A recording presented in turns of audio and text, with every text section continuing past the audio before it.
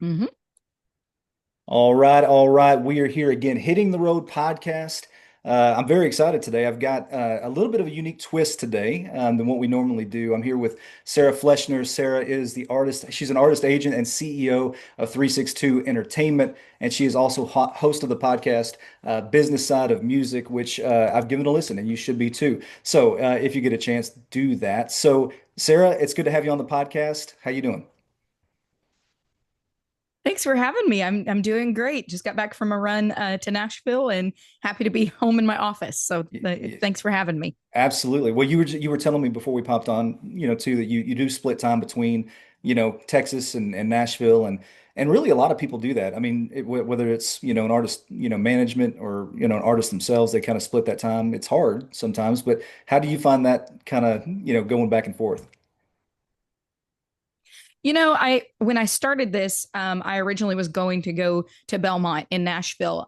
Graduated a year early from high school, took a gap year, and was going to just roll right into Nashville, and just did not feel like that's where the Lord wanted me. And so ended up just kind of getting into the scene down here even more. And so then when I started later on going back to Nashville and kind of getting involved in that scene, it just felt right to split my time. And it's nice because in Nashville, I'm Music Sarah and everybody knows me as that. But here in Texas, I'm the fifth generation on my family's land and I'm just Sarah. And Yeah, nobody cares what I do for a living. And that's a really nice balance. I'm sure. Yeah, I'm sure it is. Well, and so you've got obviously Texas roots, and you mentioned kind of the Texas, Texas music scene. I mean, did you work in the Texas music scene before you kind of made the transition to Nashville? Because it's a lot different than the Nashville music scene.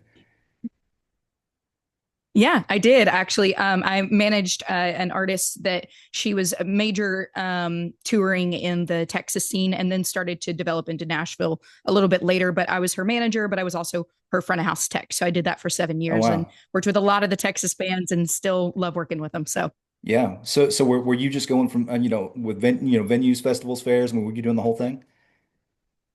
yeah, a lot of county fairs, a lot of listening rooms, wineries. Her music was kind of like Nora Jones type country. Okay.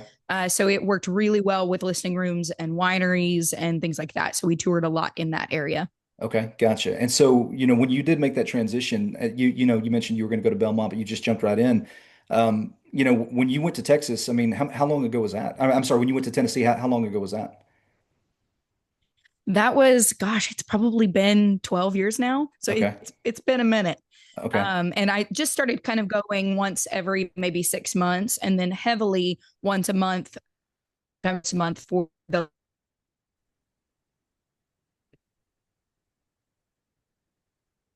Can you hear me there? Sorry, we kind of broke up there. Okay, sorry, we Mhm. kind of we kind of broke up there. We'll edit that, no You're good. problem. We have the technology to make it work. So, Okay. so all that to say, so you end up going to Tennessee, which again, it is Nashville's a different animal altogether. Did you go up there, specifically to manage, and did you have established relationships in the industry at that point where you felt more confident? When I first started going to Nashville, no, I had no established relationships whatsoever. Did not feel confident. I came from a small town and went straight to Nashville and thought, well, this is going to be great. Everybody will want to talk to me and it'll be fine. And that's not exactly how it went. Hmm. Although I do feel like I was welcomed. It takes time to grow your network there and your friend group that you're going to Hmm. work with. So yeah, it took a little bit to establish that, but I went up there with the artist from Texas that I was working with. And so Hmm. I was representing just her and had not started 362 Entertainment yet. So it was a little bit different take on that. Okay, gotcha. And so, and just kind of doing a little bit of digging, 362, let me ask you this. Why not 365? What's 362? 362, there's a double meaning to that. Okay. One, it is the road that I grew up on, Farm to Market 362. Okay. Okay. It's a really special place to me, and it's where I found my love of music, but it's also my favorite scripture, which is Job 36 2. It Okay. says, bear with me a little longer. There's still more to be said on God's behalf. Ooh, And it just really made sense for this. So that's yeah. how it came about. I love that. Yeah. So it has nothing to do with the calendar, which I love. It does Um, not. no, I love that. So I mean, is it safe to say that it is a family business and like, how do you all kind of make that work as a family unit? Yeah, absolutely. It is a family business. My parents are my business partners. My mom is our creative director. My dad is our financial manager. And then the both of them deal with a lot of logistics and things like that. All three of us are very hands-on with the company. And it just seemed like a natural transition. When we started 362 Entertainment in 2020, we had already kind of all been working together a little bit, because the artist that I managed at that time was my sister. Oh, wow. So yeah, it was kind of already a family business. And so when she retired from music, the three of us kind of sat down and said, well, we're not done. We still Mhm. love this. Yeah. And so because my parents are amazing and they roll with anything, I asked them to be my business partners, and it was a Wow. quick yes. So yeah, we make it work. Like I said, it was a natural transition. The three of us work really well together, and we have faith in common. And so that makes a big difference. Oh, that's wonderful. That's great. Well, so with 362 Entertainment, and I want you to talk a little bit about your roster because, like we discussed before we popped on, you do work with, legacy artists, you work with, some emerging artists, but 362 Entertainment, and you can speak to this a little bit more. I mean, you all handle, marketing and creative services, social media. I mean, there's a lot that you all are doing. And I'd love to hear a little bit more about really what it is that you provide.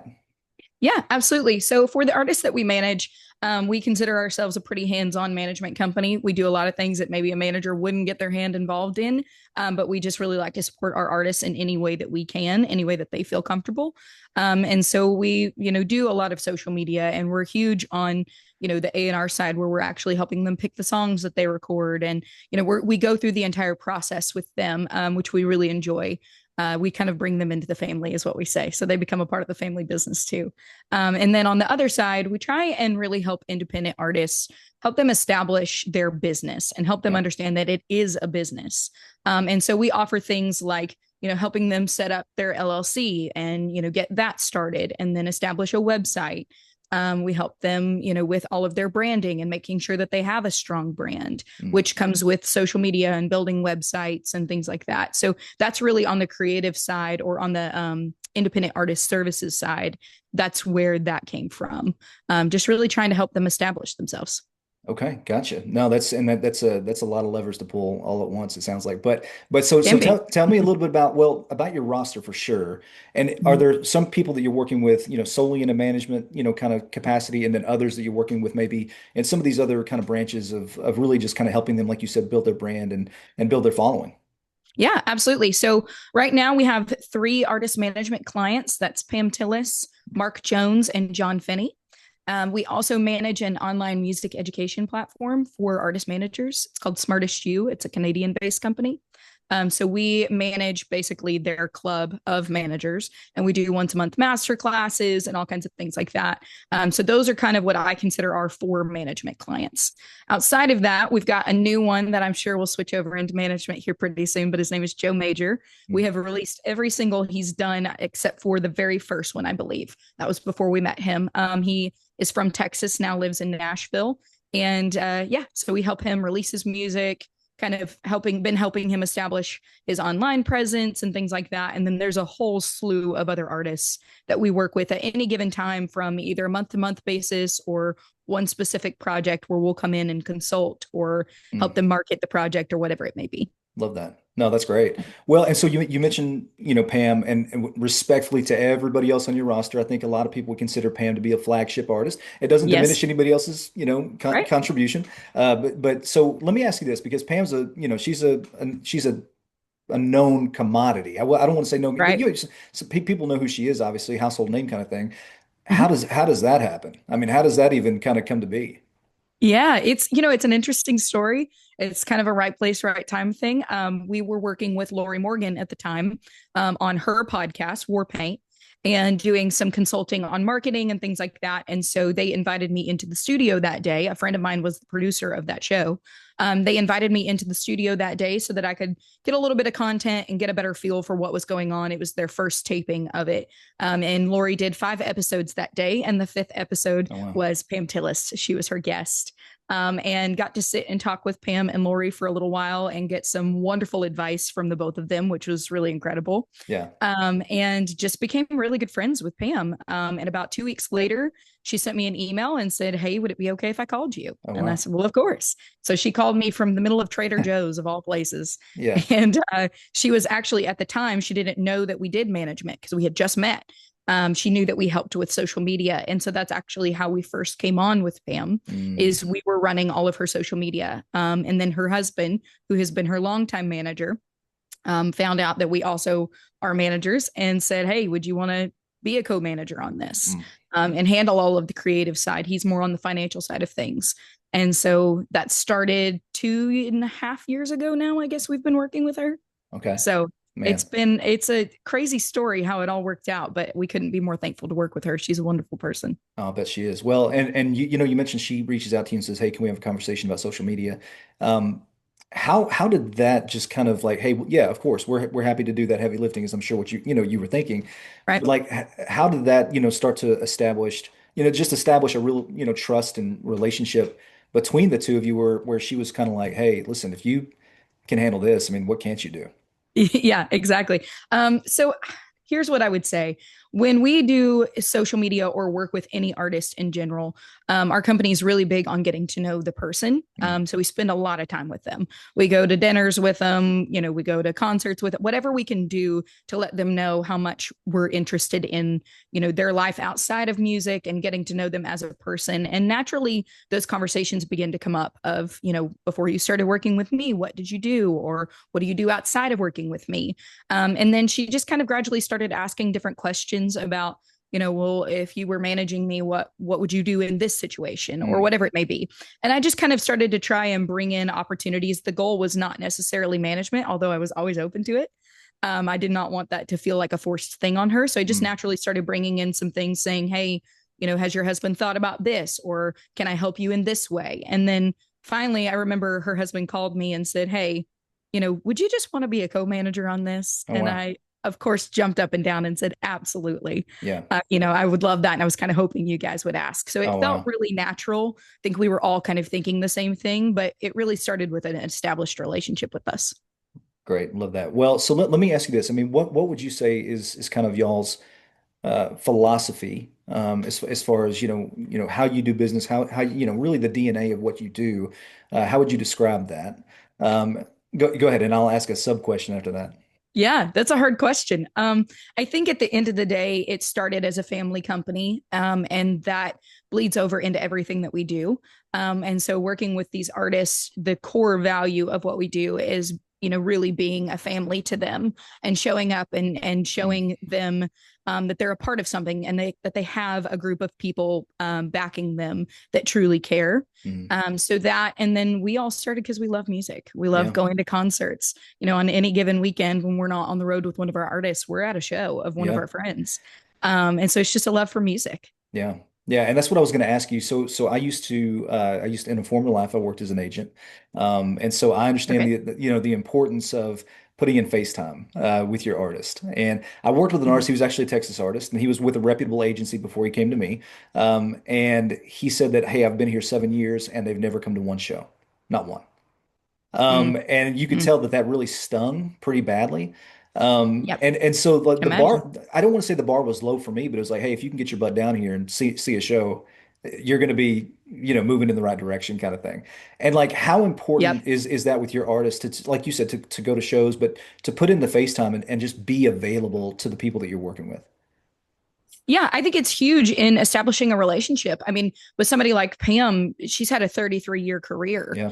And so to let a young company that was, newer to that scene, we're longtime managers, but newer to her world, especially to let them come in and kind of help drive the ship forward, there's going to need to be a lot of trust there. And so we wanted her to know, hey, we're invested in this, her and her husband and her entire team. And so we just started going to shows a ton, which we were doing social media.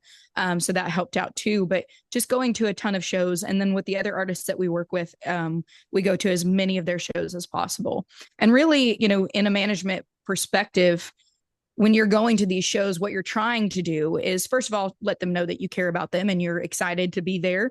But then you're kind of watching how things work and seeing, as a manager, how can I help improve Yeah. the flow of things and what does this team need in order to keep succeeding? So that's a big part of it too. No, no, absolutely. And so I guess my question too is in a situation like that where you say, you're showing up, you're trying to see what they need and everything, what is it? Let me just ask you at 362, like what are you guys doing to help artists level up? Like what is your secret sauce that you feel like is like, hey, this is something we're really, really good at? Yeah. I don't know that there's a secret sauce, as opposed to just knowing your artist well enough Yep. to help them build actual fans. Everybody talks about social media, and Hmm. it's such a big deal. And it is, but it's not a big deal unless it equates to people coming to shows and buying merchandise Yep. and driving your business forward. And so I would say our biggest goal with every artist we work with is establishing a fan base through social media, through going to shows, or through playing shows and things like that, a fan base that continues to show up. And I think thinking of it from a business standpoint and not just numbers on how many likes did you get on a post, Mm.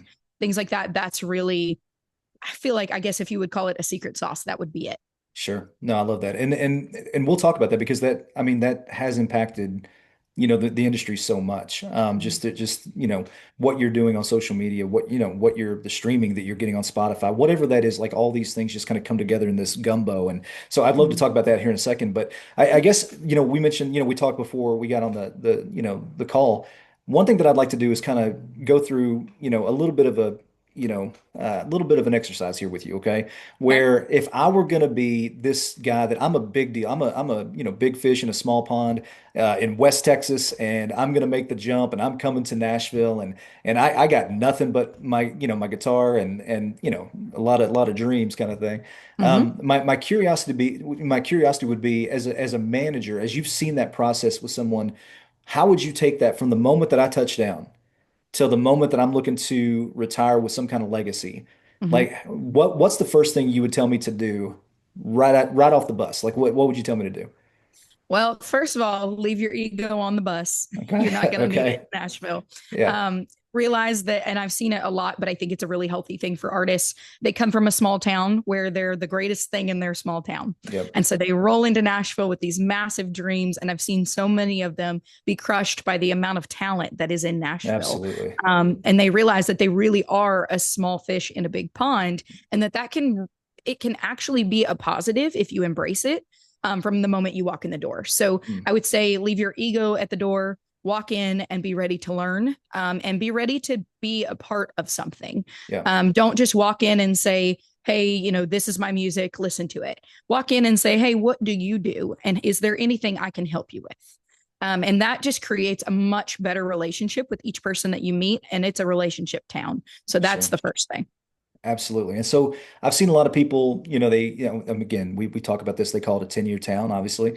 Oh, yeah. And so, you get there and I've seen a lot of people that are just like, look, man, I haven't been here 5 minutes and I'm playing down at Kid Rock's place or I'm playing, wherever it is. And I Yeah. mean, and can you believe they let me do this? And what happens is like a lot of these artists, again, they're down there, they're playing wagon wheel, whatever they're doing, Yeah. whatever they're doing. And but it's like they can be there for years, or they can Mm-hmm. be kind of in that, and what seemed like this amazing opportunity at first, they kind of get kind of really just like their permanent residency almost, and they can't get out of it. It's kind of like the Austin music scene. It's hard to get in, hard to get out. Nashville's kind of the same way, Yep. a little bit, and so it's kind of like. For somebody like that, like, hey, I've got a gig. I mean, I'm playing for tips. I'm making a little bit, nothing crazy, but I can keep the lights on. I'm sleeping on somebody's couch, but at what point is that person like, when are they on your radar? If they're out gigging around town, when does someone officially pop up on your radar, and how do you evaluate talent, kind of from an Yeah. A&R kind of thing, perspective? Yeah, absolutely. So there's, as you can imagine, a million ways that you can do that these days because of Hmm. social media. I will say, and this is going to be a controversial thing to say, but I'm going to go ahead and say it. If you can avoid playing on Broadway, please, at I, all costs, do that. yeah, It's so easy unless you have so many other things going on that you're just doing it to keep the lights on, but you still have time to go out and do the rights and play the shows and things like that. I avoid it at all costs because you're going yeah. to get stuck down there. And I've seen it happen to so many artists. It's just not good. So I What would start with that.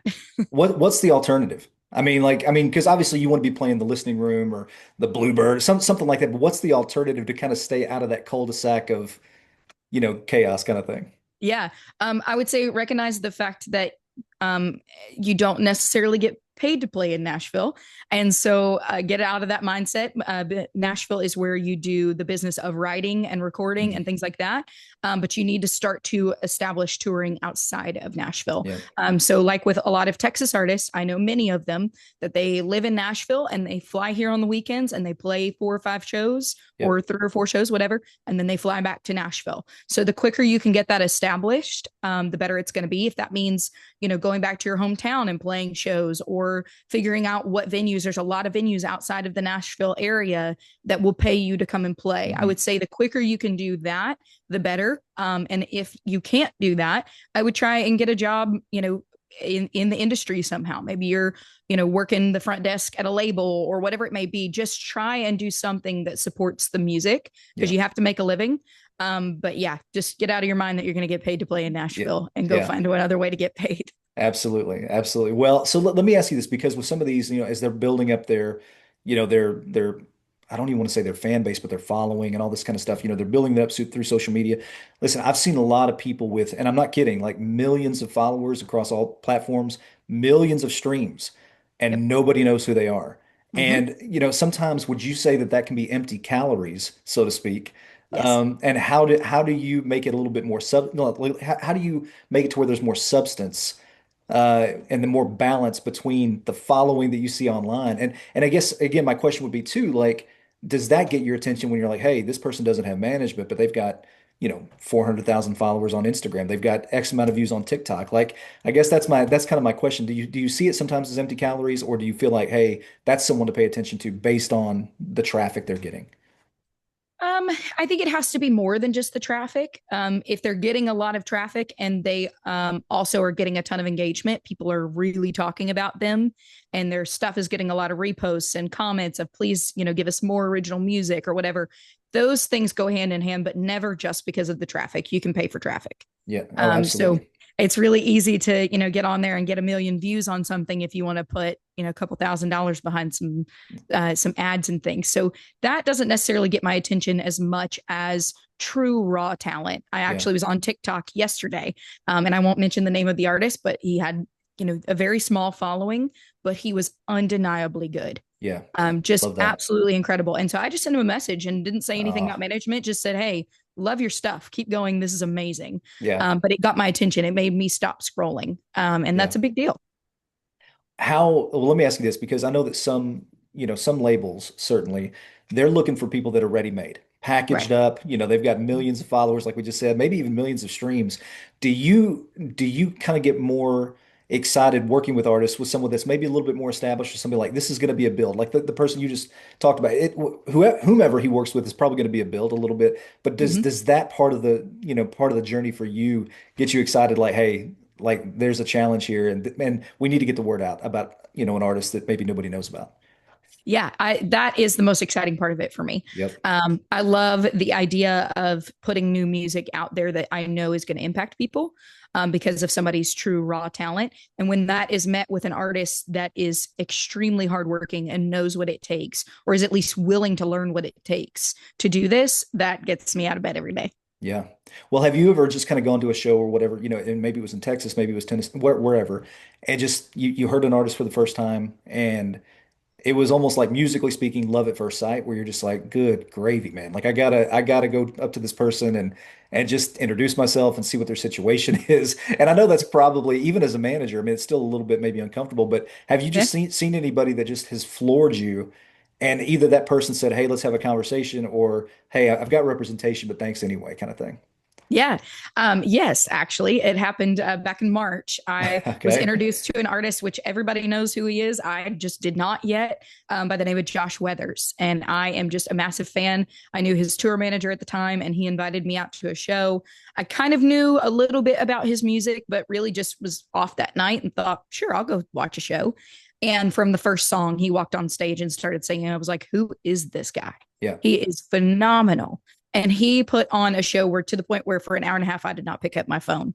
Yeah. And it was going off. I probably should have answered it, but Yeah. I didn't want to. I was so engrossed in what was happening in that show. Yeah. And I actually had my mom and dad with me, and we left. And my dad's a tough critic because he goes to so much music. Oh man. He's just quiet about things. But that after that show, we walked away and we were like, we've got to figure out who this guy is. Yeah. Turns out he's got great management, and that's awesome. But we are just massive fans. And that it's been a while since I've been that blown away.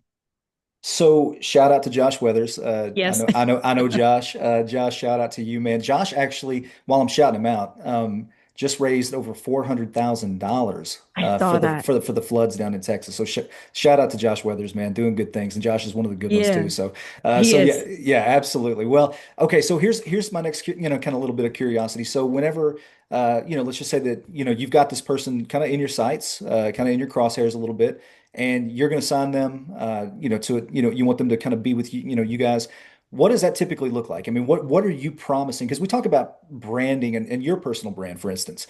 Mhm. There's a marketer, Seth Godin, who said one time that, your brand is your promise. So, like, I guess, what are you promising for an artist that signs on with 362?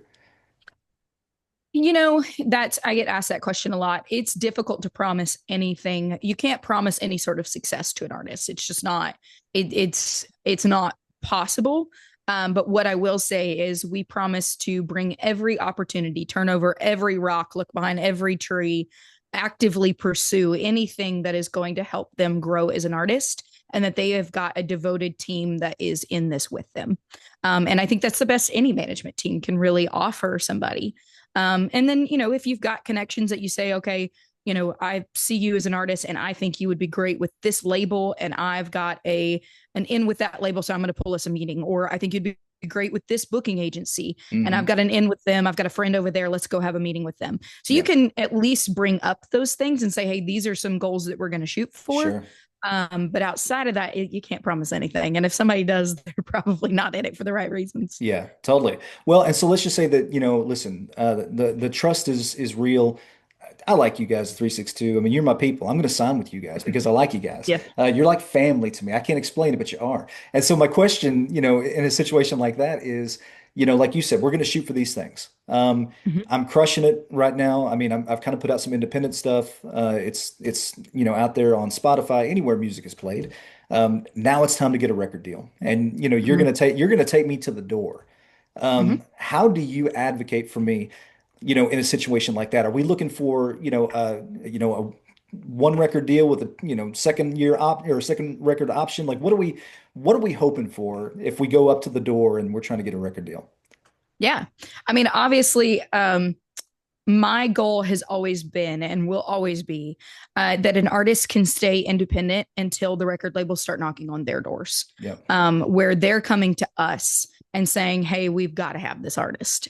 They're making so much noise, no pun intended, Yeah. that we have got to work with them, because then the negotiation is in our hands and we can say, okay, well, here's our terms and this is what we expect. What can you bring to what I'm doing? Yeah. And so each point, it's going to be a little bit different. Obviously, you're going to want to watch out for how long the contract is, what you have to Hmm. deliver with that Yep. contract. And so we're going to try to negotiate what works best for that specific artist. But yeah, I think the ultimate goal there is always that they come to us and then we can negotiate from that point where that artist is. What do we need that we don't have that this person can bring in? Right. So it's a little bit different for each situation.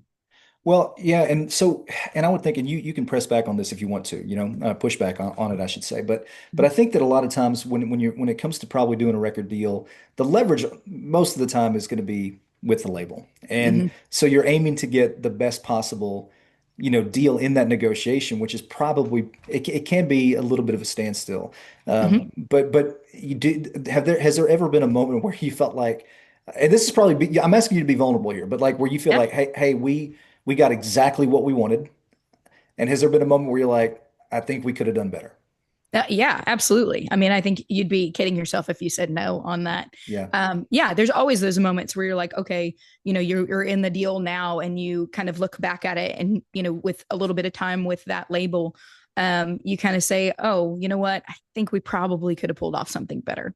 Yeah. And you have to just take that as a learning experience, and say, okay, well, then let's push forward. But ideally, you're going to get into a relationship with a label that truly believes in you as an artist and wants what's best for you as well. And it's less of a business transaction, although there will always be that element to it, and more of we really feel like we can add something to what you're doing. Yeah, And so it's a healthier conversation to get into. sure. And so in order to avoid regretting a deal, a great thing to do is to establish a relationship, a personal relationship with that label first. See what kind of people they are. You're going to spend a lot of time with them. Yeah, So you need to see what kind of people they are and if they do your kind of business. yeah. It's just an easy way to avoid, getting into something you might regret later. Sure. Okay. So I've got a record deal. I'm very happy with it because Sarah, you negotiated a great deal for me. So I appreciate you doing that. But now I've got to tour this record, right? Because it comes out, next year in the spring of 2026.